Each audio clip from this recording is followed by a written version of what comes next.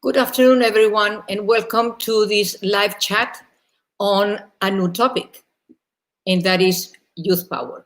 I mean, we are all aware of the growing strength of the progressive wing of the Democratic Party.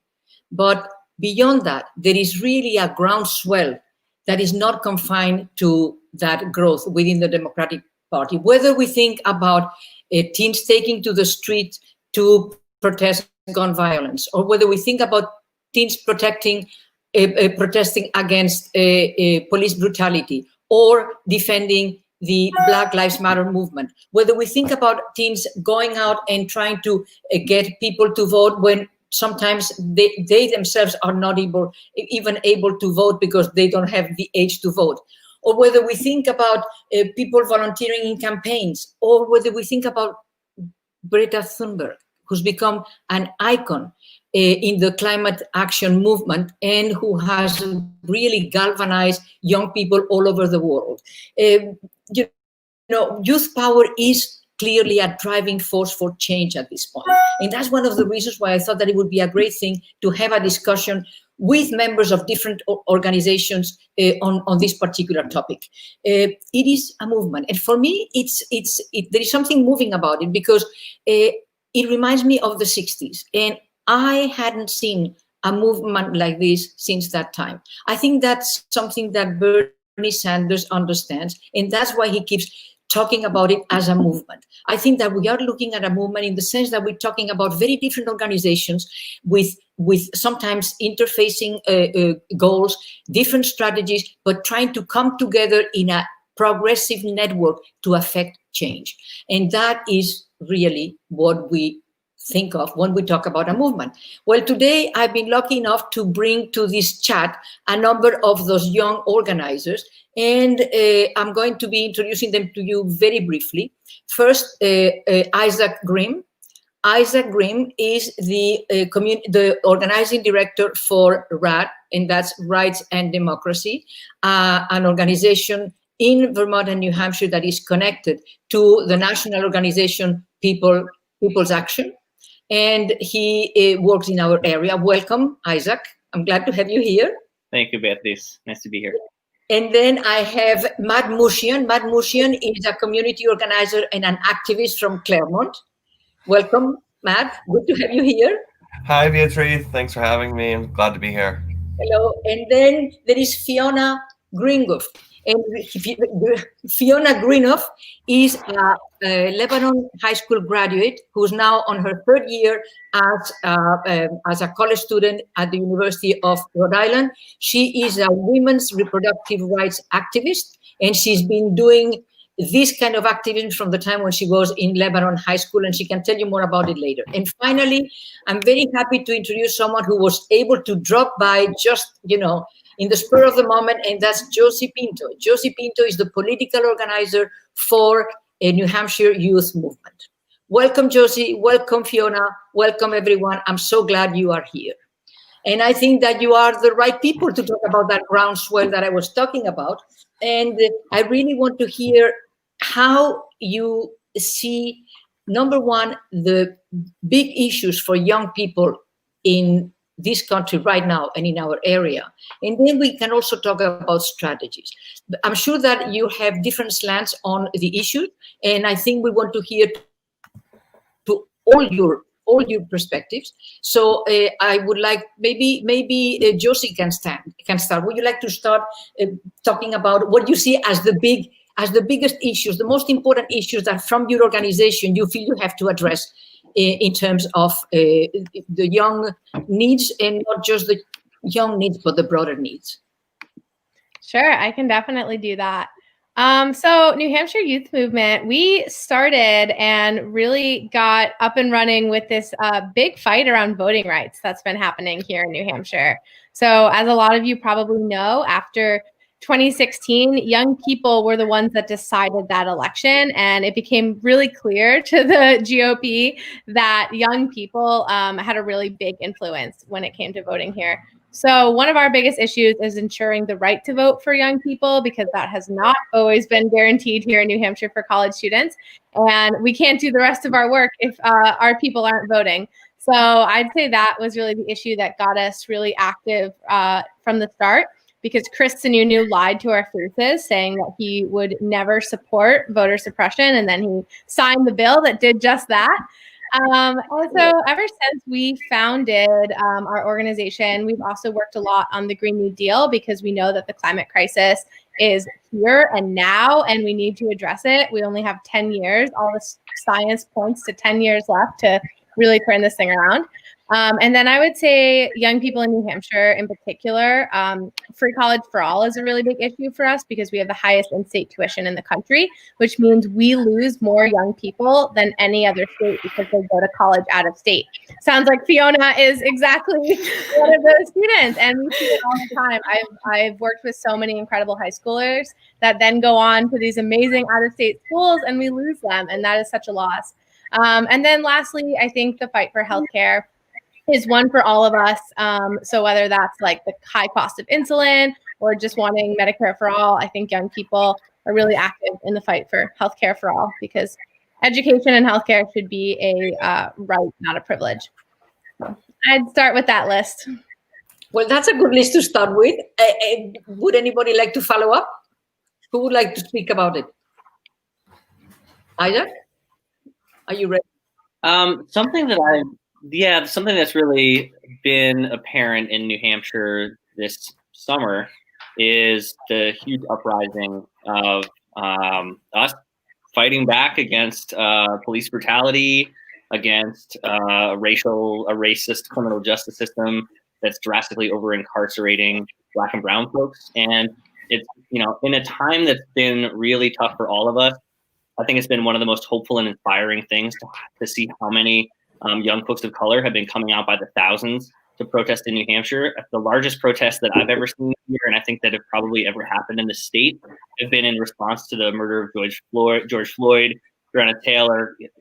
So many people just in recent months that have been murdered by police, and this is nothing new. This is something in a long string, an unbroken chain, really, of police brutality and oppression of Black and brown folks in our country.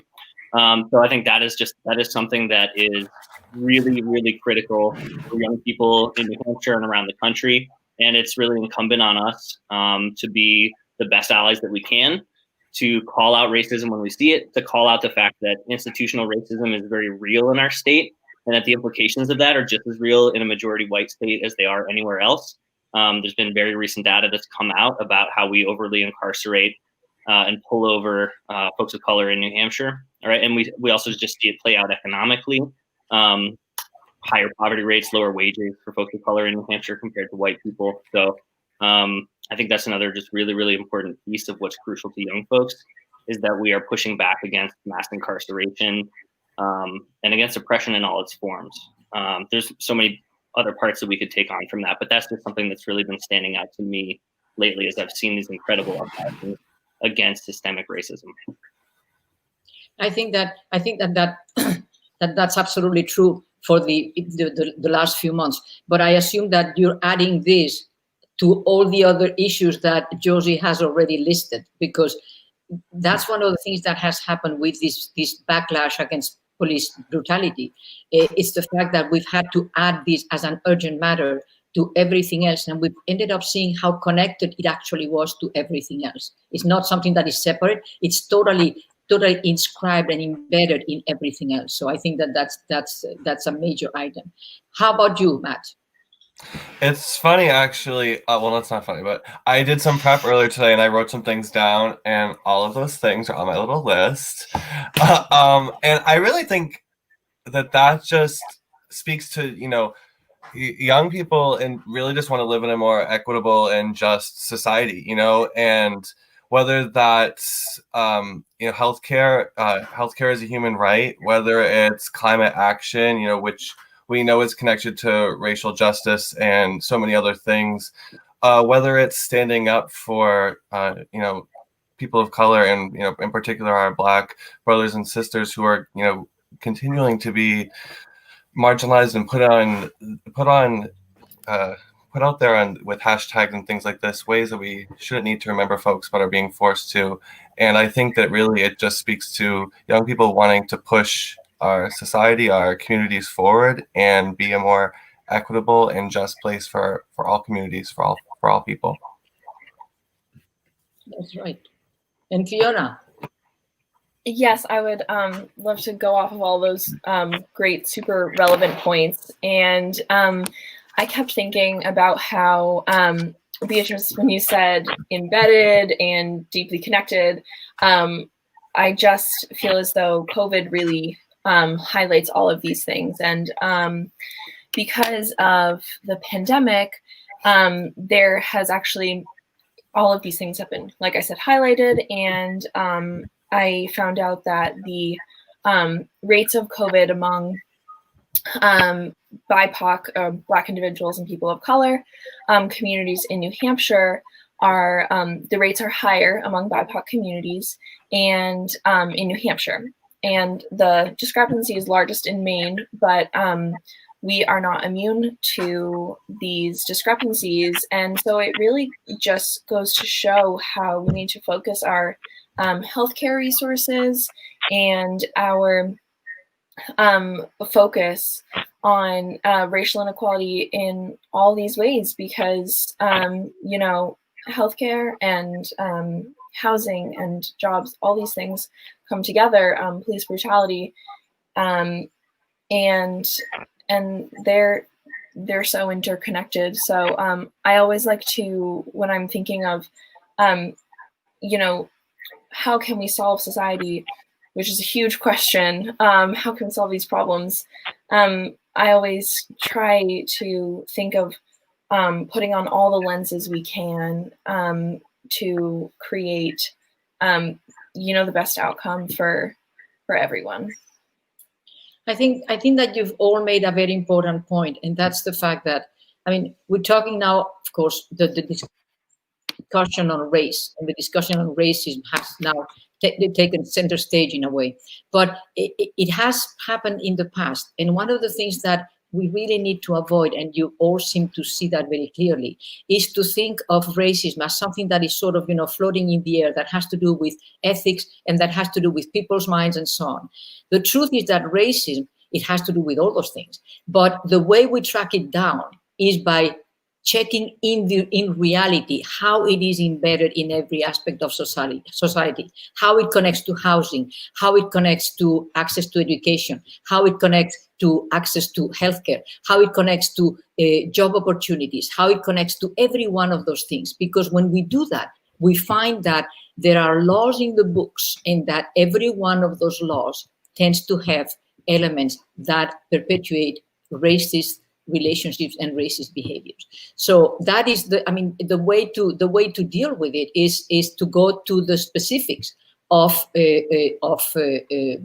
social relations and see what can be changed so that a mindset that we call racism is not perpetuated by our laws and our practices and our rules, which is what is happening right now. I think that you all made that point in one way or another. And that's why the question that I asked initially to Isaac, when I said, Isaac, I assume that you're adding this to everything else because everything is interconnected. That's why I asked the question, because it is interconnected. And it's just like, we are at a point of crisis in terms of race relations, and that has heightened a number of things that had been there for a very long time.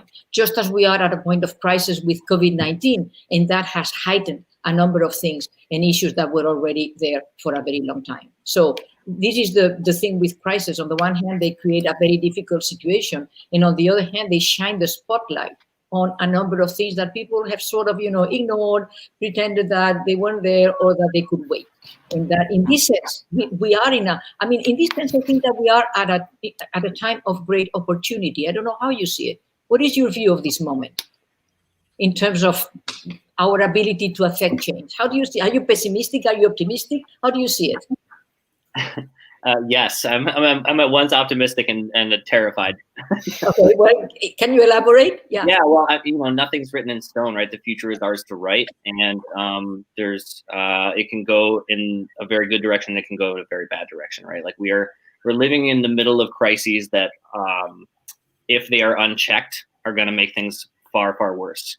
If we don't do anything about climate change, we're going to be looking at hundreds of millions of displaced people. We're going to look at starvation rates on a scale that we can't even imagine right now. We're going to be looking at islands disappearing, and like nightmare scenario, literally within our lifetimes, if we don't get our act together around climate change. But what gives me hope is that you're absolutely right. If we can seize on the opportunity of these crises and how clearly they make it to people that our system is broken and that the laws were written to benefit a very small group of people who happen to be mostly white men, then we get people angry enough to do something about it, and we can change what's politically possible. That's what organizing is all about. That's what all of our organizations that we're a part of are about. That's why we do this, because we believe that we can create a better world. And it's about making those human connections between each other. It's about sharing our stories, connecting with other people, and helping them to see through the lies that are kind of permeating our society around us, and to see that we actually have agency, right? So much about our culture and the messages that we receive is about disempowering us and isolating us and turning us into little atomized consumers. But the reality is that we're human beings, we're social beings, and there's unlimited power to what we can accomplish if we come together. And we've seen this happen with huge movements in the past. The only reason that we got past Jim Crow is because there was a huge civil rights movement, right, that caught the imagination and outraged the kind of moral sensibilities of America a generation ago. And we have to do the same thing, and it's happening, and young people are at the forefront of it, and that's what's so exciting. I'm a millennial, so I'm 35. I'm sort of young, or not. It depends on who you're looking at, right? But I'm so inspired by everyone else on this call is, I think, probably like 10 years younger than me, and way beyond where I was 10 years ago in terms of your political maturity, your analysis, your organizing skills. So I'm really given hope by seeing what young people are accomplishing right now, and just seeing the amazing talents and skills of those who I get to work with and have the pleasure of working with. And also, I think there's so much hope from that because folks in the older generations who have been fighting this fight for their entire lives, we need that connection. We need an intergenerational movement. It gives energy to folks who are, who've been doing this for a long time. It gives them hope. And then they have a lot of lessons to teach to younger people who are coming into this. So it's so critical that we have both. And I have hope because I see the possibilities, and we are already seeing victories in changing the reality of police funding and changing the reality. It's happening on a local level, and there's so much momentum there that if we carry forward, if we take back the White House this fall, if we carry forward on those victories and keep building the momentum that we need, I think we have a chance. That was really good because you started on such a dark note.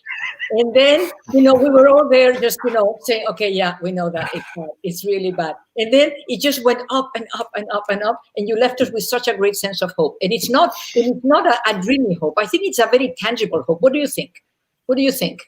Any comments, Josie or Matt? Or yes.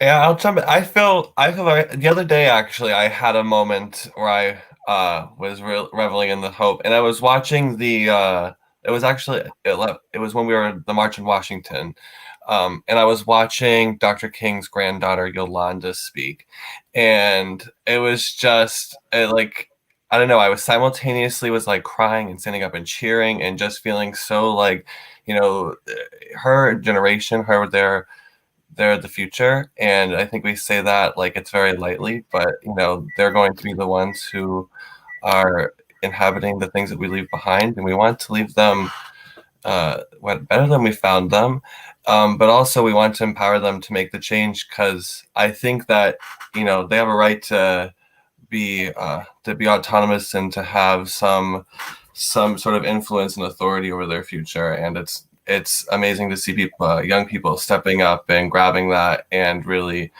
taking ownership of that. So I feel hopeful. Oh, good. Yes. Josie.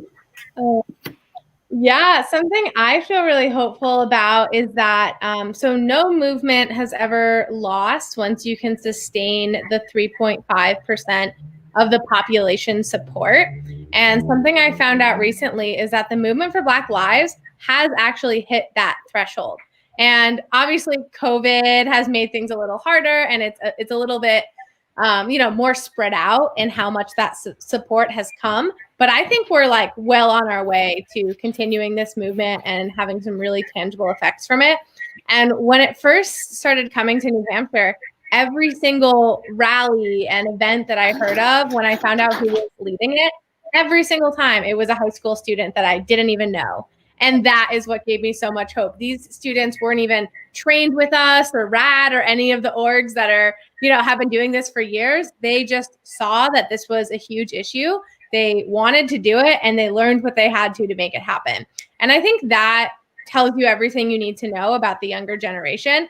They're not really like sitting around and waiting for us to take action. They're just going. And we can either be there for them to teach them and train them and support them, or we can just leave them be. But either way, like, they're doing it. And I found out that in the world of youth activism, I'm not actually a young person. They call me their older ally. I'm 24. And yeah, more and more, I've just been really empowering high schoolers to take action and do what they can, because I think they're our future, and they're going to be the generation that stops the climate crisis. And we can support them, but yeah, I honestly don't think it's us. I think it's them. I'm like a youth movement grandpa at this point. Well, then you can imagine what that makes me. I mean, just think of it. But let's see, Fiona, what do you have to say? I think you all wrapped it up very well. And there is, sometimes it's easy, I know personally, to get bogged down in the reality of the situation. And I know I can't watch the news every single day because, as I learned this summer in an internship I had with Planned Parenthood, activism has one of the highest rates of burnout for people who choose it as a career. And it's so crucial that we harness the power of these young people. I guess I'm 20, so I can't say I'm old.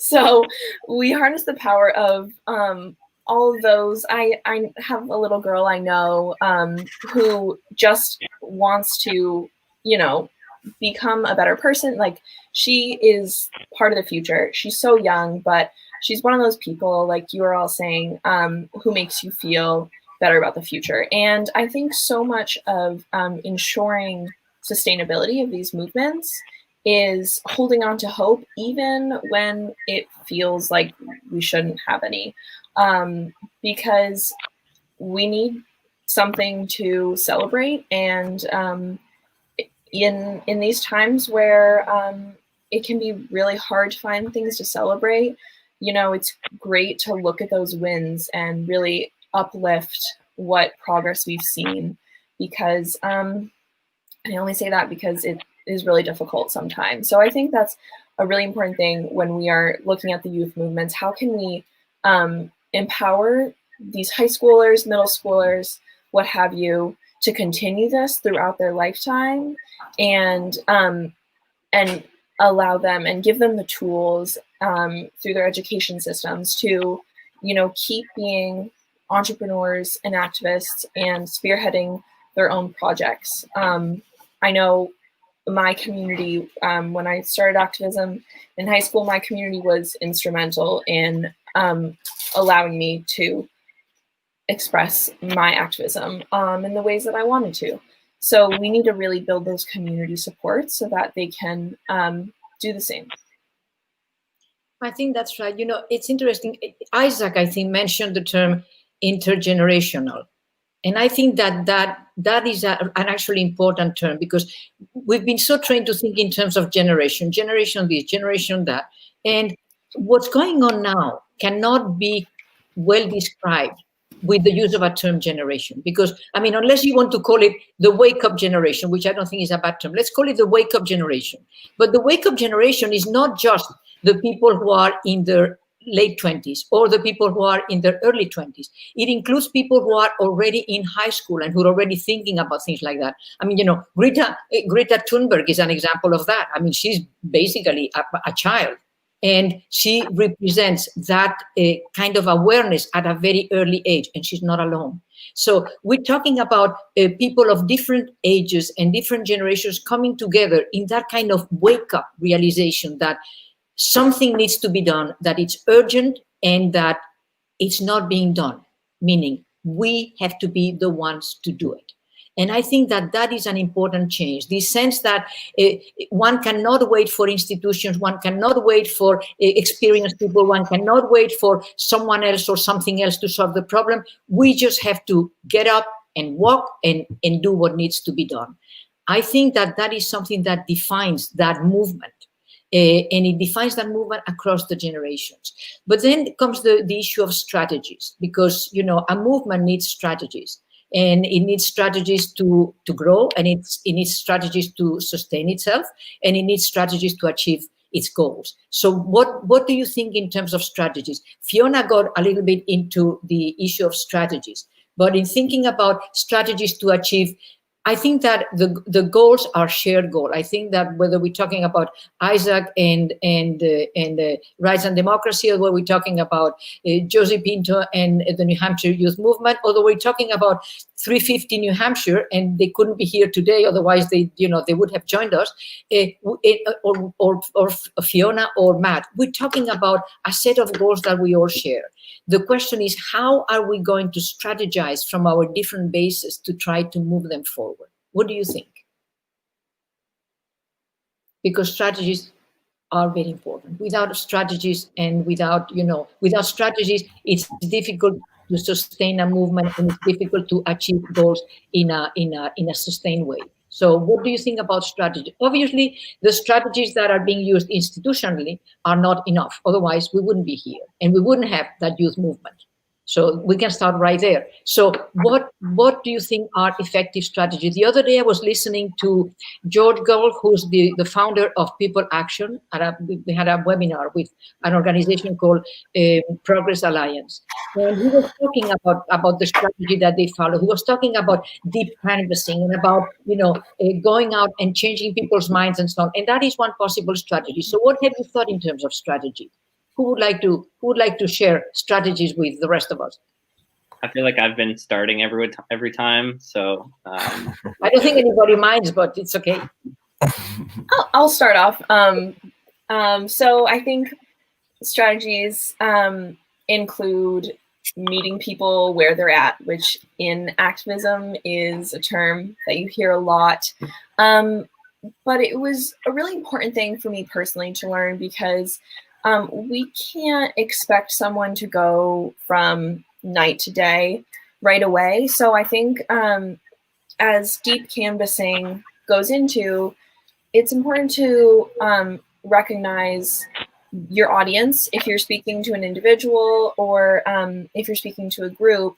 I think we should allow the youths that are out here doing this work to understand these pillars of activism. So how can they meet someone where they're at, understand this person's values and why they are choosing to act a certain way or to vote a certain way, which is a more tangible outcome.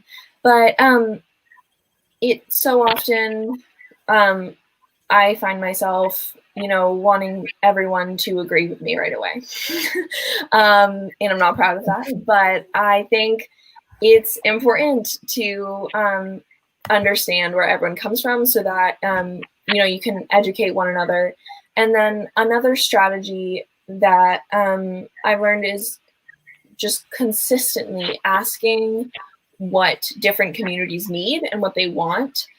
So when creating policy, I think it's really important to ask, what would your ideal situation look like? What do you feel is lacking? What would be what seems like a dream or far-fetched goal? And can we work towards that? And ask people of all different communities so that their voices can be represented, because ultimately that is what the government is for the people. So that is a couple ideas. Okay. One quick thought is, Matt. Sure, yeah. I just been sitting here thinking about it, and Fiona, you were talking about values, and that's actually something I was thinking about when I was pondering this question earlier today. And I think when, a simple strategy is just to speak up, like make your values known. Sometimes it can seem like maybe it goes nowhere to share something online, or it can seem like it's daunting to have a conversation with someone about a topic, about an issue, but it's important. Not only can you shift that person, but also by doing so you demonstrate your values. You have a statement of your values, and people who agree with that can find you. And when there's something you want to work on, you have allies now, and you guys can come together and do that. And I think on speaking up for yourself and kind of making your values known, it's also important to just like learn about your local elected leaders. Just look up who they are. You can't do much to move them if you don't know who they are. And I know in Claremont, I can find their phone number, their email, and I could find their address to mail them something if I wanted. It's real easy. And, then if you do hear that they say something online or something like that, that really, doesn't represent your community, that is, goes against what you believe, you can hold them accountable. And that is important. And then lastly, I think a really important strategy is to vote. So vote on Tuesday, September 8th, and vote again on Tuesday, November 3rd. And, that's like one of the biggest things you can do. And I just, especially in 2020, I cannot come up with enough quick reasons off the top of my head to give you to vote, but it's just so important. There is so much on the line. There is just so much at stake here. And again, we can't move towards the things we want. We can't, shift the conversation. We can't move those goalposts or anything like that if we don't have people that are aligned with our values, that are those allies and represent, what we believe in. So vote, learn about your elected officials, and speak out. Thanks, Matt. I'd love to jump in because I was going to say that one of the things that we do as strategy is definitely we heavily engage in elections, but we don't make it the end all be all of what we do. So the ballot box is just a part of our strategy. And I've actually found that has been resonating the most with the youngest people, high schoolers in particular, because they're sick of jumping from candidate to another. I had a fellow of ours tell me just tonight that she used to just sit idly between elections because she didn't know that there were groups like us that were doing issues-based work 365 days a year that she could engage with. She was just waiting around to get hired by another campaign.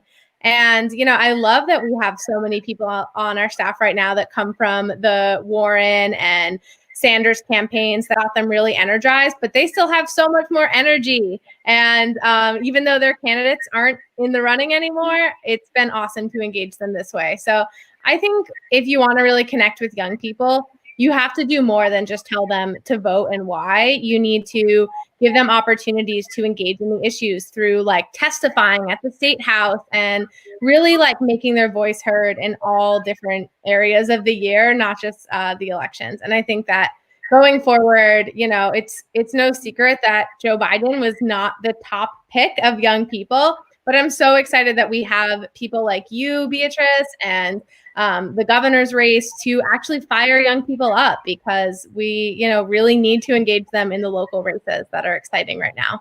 So I think that's what we can do. Yeah. You're last, Isaac, this time. Yeah, well, a lot of things I was thinking, I think were said really well by everyone else. I think at its core, our strategy has to be willing to use all the tactics at our disposal.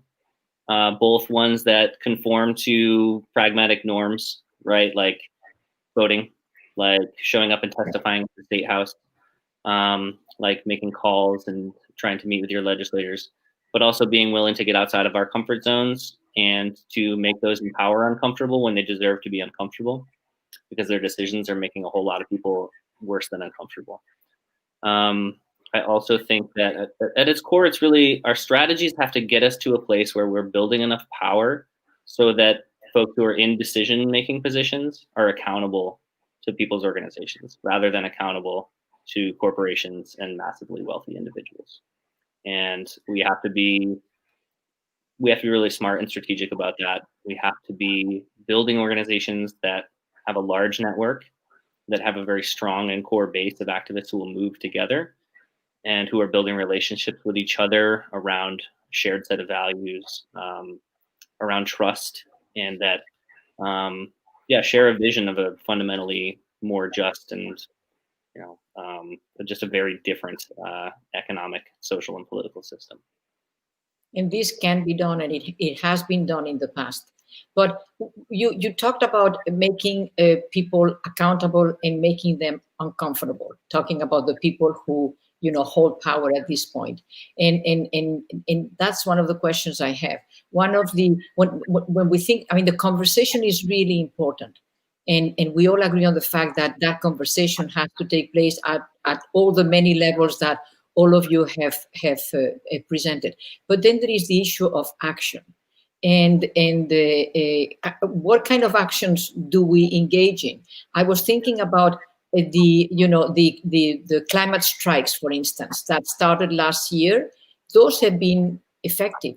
I've used them at Dartmouth, and they were very effective in getting students to really focus on climate issues and think about them and so on.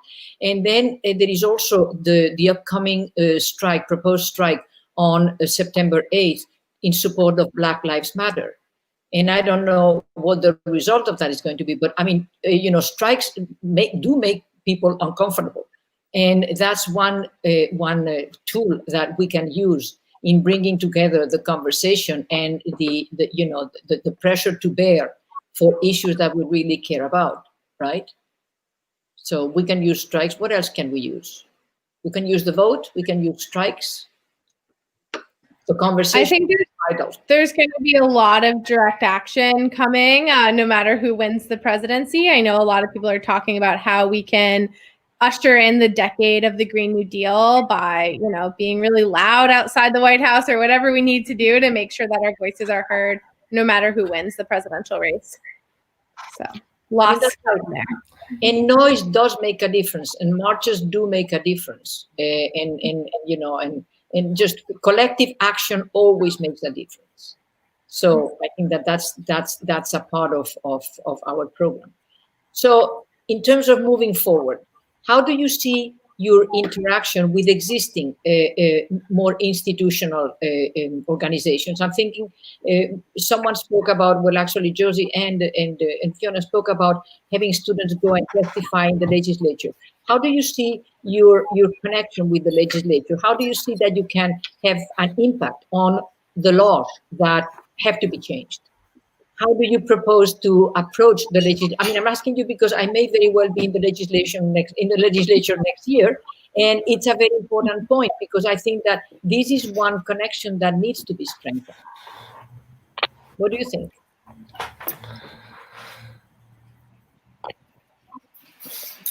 There's a few things that are going through my mind right now. One is, getting in touch with your representatives locally. On national levels, that can be more difficult, but we have been able to chat, Beatriz, you and I, and I've been able to have conversations with other legislators, and this past summer I made numerous phone calls into Sununu's office. I wrote him letters, and we can be in touch with them because. And I think we have to consistently remind legislators, those who don't necessarily want to listen to us, because obviously there's so many fantastic legislators. Hopefully you will be one of them. But remind them that they're representing us and they are here for us. And so kind of bridging that gap between constituent and legislator is tricky. And I don't have the answer, but I know the things that I have done, and I really encourage people to look into the different ways they can get in touch, and maybe if they can, write letters, ask for a meeting. If I want to talk about like on an issue with someone, I love to just say, I'd love to have a meeting with you. So I think it's a great place to start, and then see where it goes from there. But it's difficult to bridge that gap, I think. What do you think? What are your thoughts on that? I was just going to jump in and say, I think a lot of young people I talk to, who, and young people, I am 26, so like young people as in my age bracket as well. But a lot of people want to run for office, right? But I mean, New Hampshire, one thing we pride ourselves on is we have this amazingly large legislative body. It's like the third or fourth largest in the world or something. It's third. Thank you, Josie. And I mean, for me, I think there's a state representative like over there, and over there. And I know a lot of people my age who'd like to be one as well. But the reality is, it's like a volunteer job. You get like $100 a year. And when you have to work full time and you got stuff going on, that just simply isn't feasible. And, I think running for office is one of the most powerful actions we can take. And I would love to see more young people doing it. And I love seeing, groups popping up to support young candidates. And I love everything that the youth movement does, because I think that we have to find new ways to leverage that power. But I would love to see more young people able to run for office. And I do think that it could be time for the legislative body to kind of, look at itself and think, how can we make this more accessible for folks who aren't able to now participate and have a seat at the table? Yeah, just to chime in on that, I think something really exciting that's happening now is that we're all sort of realizing that local politics is like where it's at. And I think that we were a little bit like disillusioned with how big of a deal the New Hampshire primary was. We were so focused on presidential. And I know our organization has pretty much just engaged in federal legislation because we thought, Bernie Sanders would be our president. We'd have a Green New Deal, Medicare for all this would happen. And we've really had a really big reckoning lately with the fact that we need to be focusing locally and trying to pass legislation here in New Hampshire, because even if, the nation's on fire, we have some really exciting things that we can win here in New Hampshire if we focus. So I think that's been one of the bigger things. And yeah, like Matt said, one of my favorite things to do, because I can't run as a state rep right now, I definitely couldn't afford the $200 every 2 years. One thing I've been doing is reaching out to my friends that are state reps and seeing if I can help them with childcare and help them with this and that, so that they can actually honor that commitment that they made. So I think, everyone should get to know their state rep. A state rep represents about 3,000 people. So there's no reason why you shouldn't have a personal relationship with your state rep. And you should just ask them what they need to actually be able to do this incredible act of service for our state. I have so much admiration for how much time and energy goes into that. And so, yeah, I think as much as we can make that pathway easier for young people, we need to, because right now, it's a pretty tough thing to do for $200 for 2 years. It's a lot of time. So we need to work on making that more accessible to young people. Yes, all those things. Yes. I think the original question was, how do we work with the legislature moving forward? How do you strengthen that connection between progressive organizations and the legislature? Yeah. So Rights and Democracy this year has endorsed 104 candidates who are running in New Hampshire. That is mostly state representatives, many of whom do not have primaries, some of whom do. We've endorsed Andrew Volinsky for governor because we think he represents the values that we really, our members are behind. We've made endorsements in executive council primary races.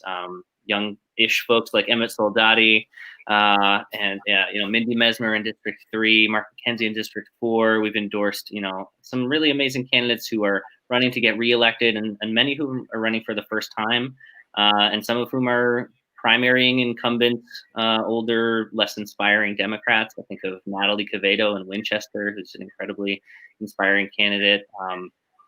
And there's too many to name here, right? And about 30 of the candidates out of the 140 we've endorsed are young, like under 40. And there's just structural barriers to that we really need to change. It's hard to do so because it requires a constitutional amendment, and you need a supermajority to do that, and you would need a governor who wouldn't veto it. But that is real. That long term, like that needs to change. That it's just it's unconscionable that it's such a barrier for working people and for young people to be active leaders in their supposedly citizen-led legislature, which skews older and richer than the population.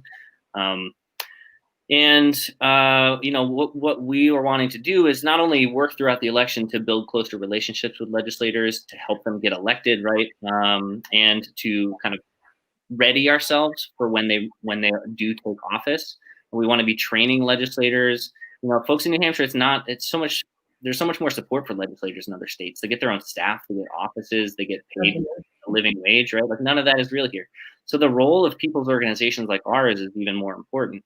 We can provide serious support in helping them understand the issues that are impacting their state, and what are the policies that will really solve the problems, in helping give them trainings and helping make the networks and connections between legislators so that they can move forward. There are some good caucuses in the State House, but they're all doing this as basically volunteers as well. So there's just a lot of support that we can provide. And then there's a real need for accountability. So, we haven't endorsed everyone running by any means, right? There's a lot of people who we need to build strategic relationships with to be able to push forward when needed, to be able to educate, and when need be to make uncomfortable. Yeah, I think the most important thing is not to think that, the work is done when you get someone elected. I think that's when the work really begins.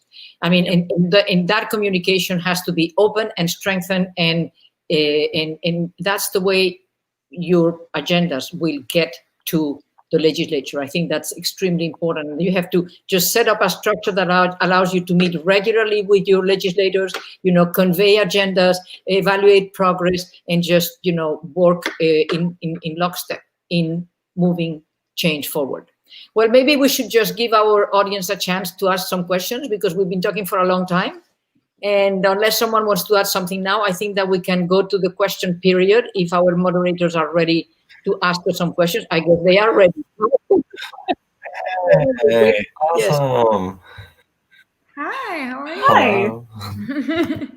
All right, we actually have quite a few questions today. So let's see. The first one is coming from Facebook. And the question is, what can we do as a state to encourage more of our young people to return to New Hampshire after graduating from college?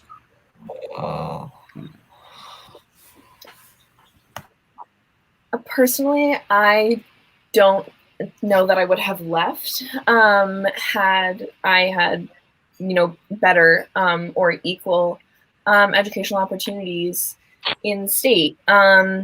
And I may very well return, but I think one of the things we can do is really strengthen our state schools and put funding into public schools. And public schools are severely underfunded, and that's where the money needs to go. So I think if we put our money into our public schools from the start and continue that through higher education, then people like myself will stay. How about free college or affordable college? I mean, tuition is very high in the state of New Hampshire. Yes. That would make a difference. But you raised a different issue, and that's the quality of the state institutions. And that, again, is connected to funding in many ways. So strengthening the state educational institutions is one way. Providing, pathways to education past K-12, like strengthening the community college system and making it really affordable, and then creating more vocational schools. All those things would help keep people in the state. And they would also create a young workforce that we need in the state, because there are many jobs that never even get filled. So yeah, I think that would be a good step. I couldn't agree with Fiona more. I would love to stop them from leaving in the first place, but to directly answer the question about what can we do to get them back, I know for a lot of people, property taxes are a huge barrier to buying a home and having a family here in New Hampshire. I know for myself, like, that feels like such a distant reality. But the fact is, I'm in my mid-20s, and for a lot of people, this is the time that they can start thinking about a home. But here in New Hampshire, that feels very far away from a possibility for me. I think one other huge thing is we still don't have paid family and medical leave in this state. And I know that a lot of people, when they're looking at jobs, they get offers from states that have much higher compensation, much better packages around that stuff, and they're able to, take that opportunity elsewhere, because we just don't, have the ability to match it all the time up here. So yeah, I think those are two things I would change immediately. But as Fiona said, yeah, there's a lot, and I think we need to really stop them leaving in the first place. The fact that we have the highest in-state tuition in the country is so unfair. And I know so many young people who told me that they would love to go to UNH, but a private, fancier school gave them a better price. And I think that is just so wild, and yeah, it's just not right. Yep. Two other things that come to mind real quick is our public transportation is atrocious. What if we actually had railways connecting our small towns and cities across the state to the centers, right? And that better connected us to nearby states. There's so much natural beauty in New Hampshire. There's so many reasons to be here and to love being here, right? But if we were able to actually, have affordable and green transportation that connect these places, think about what that would do for culture in our state, what that would do for job opportunities, what that would do for not having us all feel as isolated, right? And to better connect us to the greater Boston, metropolitan area. And then, we right now are not in any way asking the millionaires and billionaires that live in New Hampshire to pay any sort of income tax. How about we make them pay their fair share and have a green jobs guarantee for young people in New Hampshire? That could actually make us a leader in the region, rather than being sort of sad outlier in that regard in the region. Well, the thing is that whether you think about education, whether you think about high property taxes and so on, it usually takes you right down to the issue of the tax system that the state is using right now. And that is going to require a radical revision without any question, because it impacts on everything. It impacts on the revenue that the state has, and it impacts on the burden that the communities and the municipalities carry, and it impacts on the burden that individual people carry in the form of property tax. So all those things need to be changed. But you mentioned transportation, and I agree with you. That's a major thing. And rail is one of my dreams. It hasn't happened yet, but I'm hoping that it will. But one thing that is absolutely vital to attract people back is broadband. I mean, we have to have universal broadband in the state, because that would allow a number of things. It would allow people to live away from the places where the property taxes are the highest and still hold a job, be well connected, and so on. And it would also attract new investment in more businesses that will not come unless we have a strong and universal broadband system.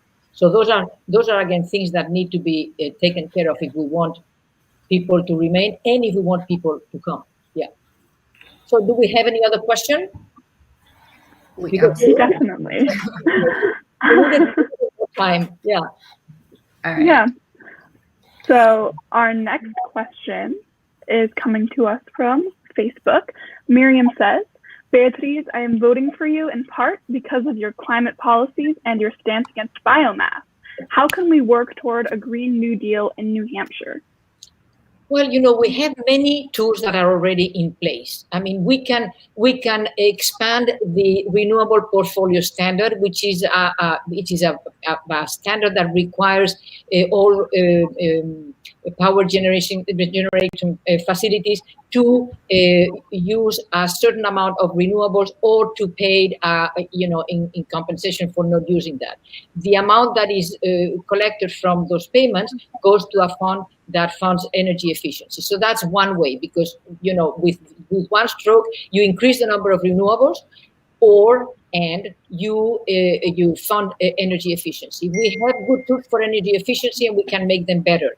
There is net metering, and if we can expand it, and there were bills to expand it this year, but the governor vetoed them, that again is a good step towards expanding renewables, and it incentivizes investments in renewable energy as opposed to fossil fuel energy. The latest demise of the Granite Bridge pipeline, that's a major success, and that is a major step, forward in expanding renewables in the state. So I think that we have a number of tools. We can create new tools in the upcoming years, and we can move quickly towards 100% renewables if we really stop any kind of investment on fossil fuels, which is something that we absolutely must do, and if we incentivize energy efficiency on the one hand and renewable energy production on the other. So yes, it's realistic, we can do it, and in the process, we will create a whole lot of new jobs associated with that shift from fossil fuels to renewable energy and the increase in energy efficiency measures and retrofits and programs. Any other questions? Does anyone else want We have time for one more question? Not for me, but for everybody. Yes, we have several more questions. Let's see. Let's touch on this one, which is from Facebook, and it's what types of green jobs can be brought to our district? Well, there can be, jobs associated with the production of renewable energy, and then jobs associated with energy efficiency.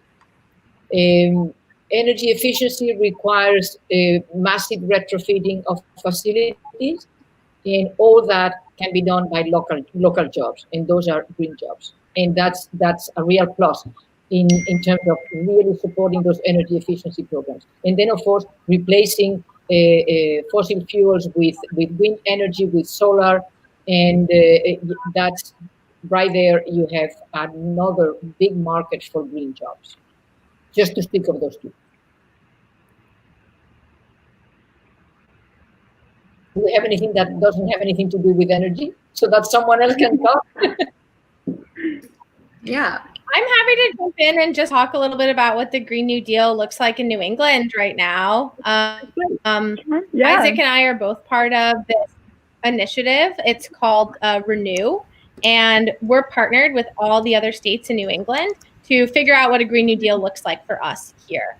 And yeah, I think what Beatriz said is true. There are so many jobs to be created. For example, Maine has a ton of offshore wind potential, and we could totally be harnessing that. And now that they have a better governor over there, they're actually starting to. So I think it definitely starts at the ballot box. We need a governor that's not going to stop us from doing this, but there's so much wind and solar potential here. And, we shouldn't be the only state in New England that still has a coal plant. I am hugely ashamed of that. So I think that we need a just transition so that people who are working at that coal plant can have guaranteed jobs in the green energy sector, and we're not leaving them out, but we need to start making that transition now. We need to close down the coal plant and make sure no pipelines go through our state to start. Any other comments? I think that's, we have time for one more question, a quick one. Sure, yeah. All right, so this one comes to us from YouTube. Gina asks, how can we support young activists at the state level? What protections can we put in place to allow them to safely protest and make their voices heard?